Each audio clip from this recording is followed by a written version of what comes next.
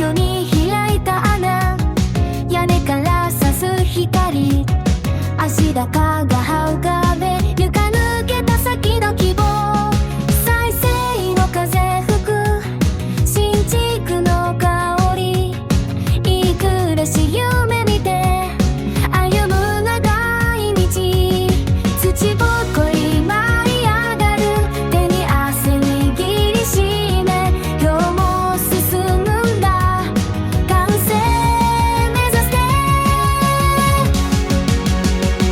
輝く未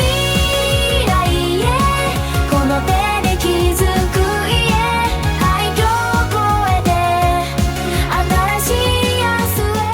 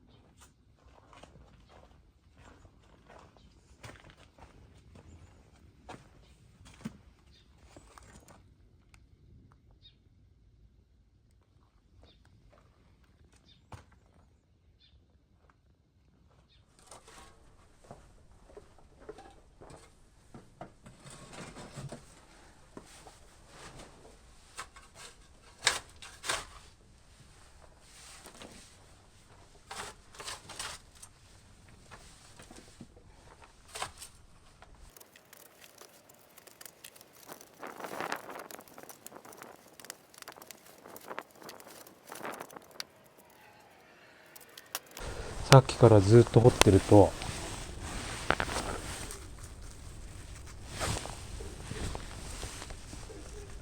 わかりますかこれ、貝が結構出てくるんですよね。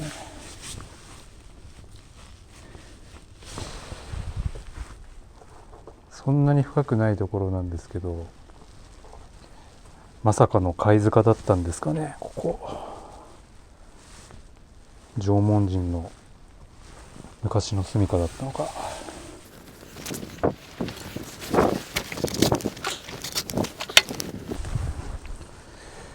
昔海だったのか、ここは。また貝。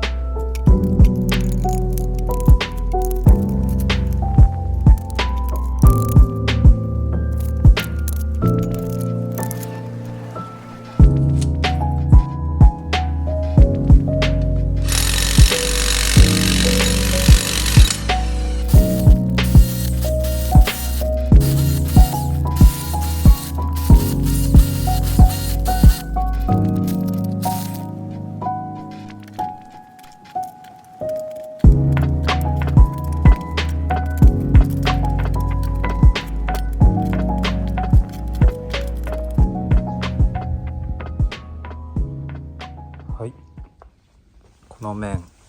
結構掘れてきたんですが、一部こういう疾患の硬い地層っていうんですかね、こういうのが出てきて、石ではないんですけれどもかなり硬いんですよね。誰かこれの地層の名前、土質の名前知ってる方いたらコメントください。教えてください。